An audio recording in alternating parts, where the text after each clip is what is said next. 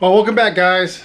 It's time to show you my miserable numbers that the S10 ran on a 150 shot. Number one, the tune was off. Number two, my tires are old. It has way too much body roll.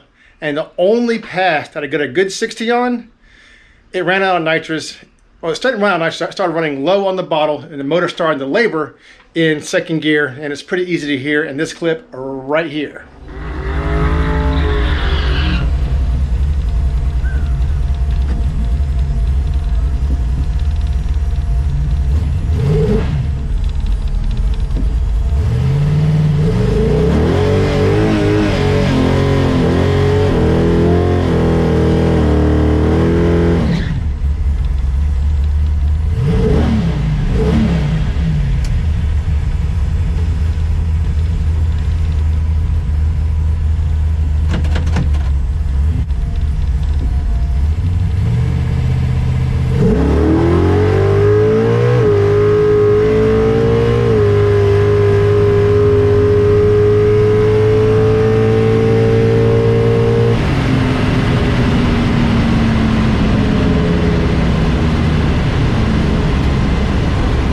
But somehow, even with a 2-second nitrous ramp, which is stupid for the track, that's something you want to do for the street.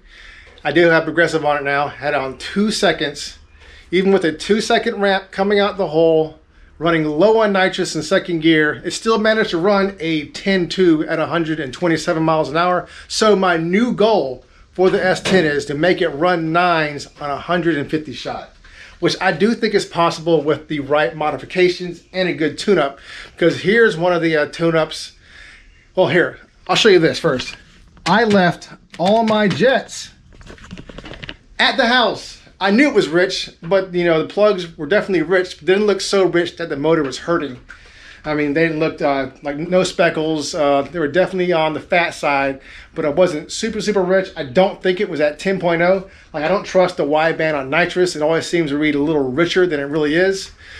Normally, I will get it around 11.5, and that seems to be the happy area on that wideband where this motor likes to be. It's hard to say. I should get up the Joe Simpson soft and put it on the dyno so we can see exactly how little horsepower this turd makes. So let's go ahead and look at the other clip. I can show you guys that one right now, where you can see it broke traction real bad. It had on a 1-second ramp, and the whole thing kind of twisted, you know, this way. It's going to a lot of body roll. I'll have an outside clip I'll show you first. Then we go to the inside clip where you can see the wideband on the AFR, and this clip right here.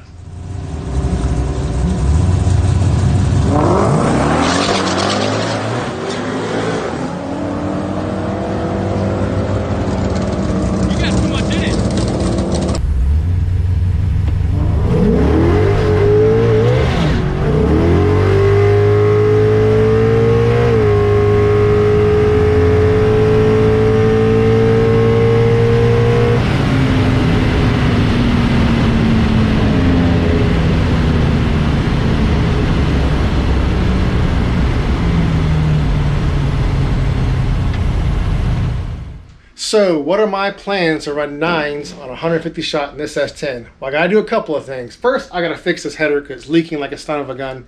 If you guys follow me at all, you look, I had to open up these square port headers to a D port for the LT1s, and you can see right here it's leaking. So I gotta take these off, gotta weld that up and fix that leak. I'm going to put a tighter converter in there and have an 8-inch, which is too loose. For this motor, it makes a little too much torque. And when I hit it with the nitrous, it flashes up really quick, and I need to come in as a little smoother, and I probably have better mile per hour with a tighter converter anyways in this motor right here.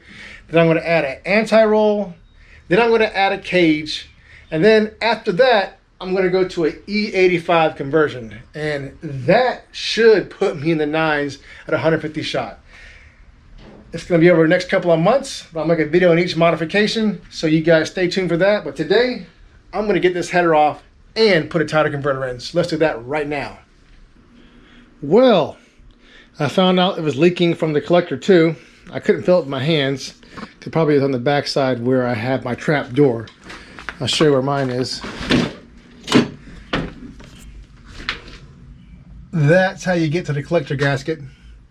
I got a little plate that I put over that. And I welded some screws there. But if you want to see what happened to the collector gasket, this is a ultra seal gasket, and it has ultra destroyed itself. You know, I knew better. It didn't really leak for a while, so I thought it was good. I usually get the Remflex 8002s. Those are excellent gaskets, and they work until the day you take them off. As long as you're not an idiot when you're tightening them up. You got to tighten it up very, very evenly around these bolts. If you just tighten one side down real quick, you won't get a seal. But if you tighten very evenly around the Remflex 8002s, they do not burn out in nitrous. This is kind of what happens on a shorty header when you're spraying nitrous, because that flame is just traveling through there, you know, really quick. And that is what happens to your collectors if you have collector gaskets. Definitely in the future, I'm going to be putting one of those ball and sockets on there, so I do not have to worry about this crap, because it's annoying as hell. That's all I got to say. Alright, so the header is off. And if you guys had debated going to the Jeep steering shaft, you should, because you don't have to take the whole damn thing off. It's way easier. I'm not sure about long tubes, but I have shorty, so I can get them right on out. And you can look right here. You can see, after it's been on there for a while, it's a lot easier to see where things have been leaking. It's been leaking a little bit at the top right here, and this is on the head side. And we can verify that by the collector, sorry, the gasket, the header gasket, right there, and right there. I never could feel it with my finger, so maybe it leaked out for a little bit and then sealed up eventually. But I'm going to say my biggest leak that I was hearing was most likely from the collector, where it blew out right there. So we're going to have to do a little something about that too. And we're going to weld this up, because it was obviously leaking right there for a while, and some right there. But that's not a big deal. And if you guys are seeing the marks right here from heat, that's just from me welding it. I welded the crap out of it at the top, so that got pretty hot. That's not from the exhaust. So let's get the welder out and fix this right here.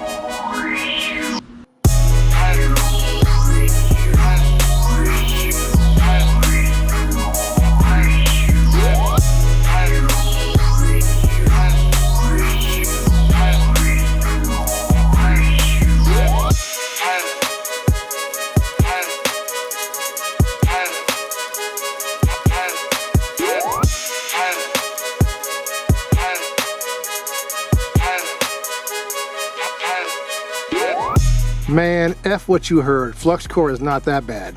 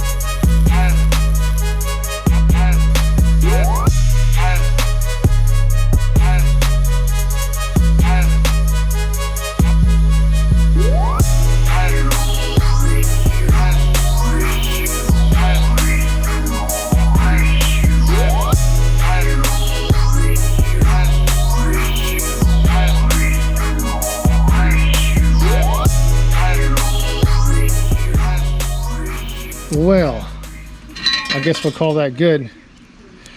If you see this right here, I love these bits because I used them, you know, when I was first doing this to get this, you know, kind of smooth. And I got them way back in the day, but they work really good for like pushing walls back, and you can keep it pretty darn level with the way they designed them. See, the weld came all the way out right here, and I was just able to push it back pretty good on all of them, so that way the washer will not intrude if you wanted to get that on there too. You know, same thing over here. If you look, it'll go back in there. I can push it all the way against the edge right there, and it seems to be working. So we will call that good. I didn't really need to do this, but I want to see if I can do it anyways, because it's only leaking from top side right here, because these right here, you see there's an opening right there, but it's not really an opening. From the manufacturer, it's actually welded on the inside. So when I opened them up from the top to work with the D port heads on the LT1, they busted through. So my original port work on this, I just welded the top. So I just kind of went ahead and went around all the areas that might be affected by where I opened them up. So let's put them back on. All right, well, the header is back on. Didn't figure I needed to film that. You just take the bolts off and you stick them back on. It's whatever. I have some of the better collector gaskets coming in. I'm gonna have to use the paper ones I have there on the wall for right now, just to make sure there's no leaks. And my next video, I'm just the next video, not in this video, because this one's getting a little bit longer. So next video, I'm going to be putting this torque converter in the old S10. This is a 10-inch. I'm taking the 8-inch out. I send it off to get reflashed, to be tightened up for another motor that I'm getting. And once I get that in the mail, I'll show you guys what I'm doing. It's going to take this to the next level, which is another reason why I need to do a lot of suspension mods and a cage, because it's definitely going to run faster than this. Don't forget to subscribe, hit that bell for notifications, and that like button. Keep on wrenching, and peace.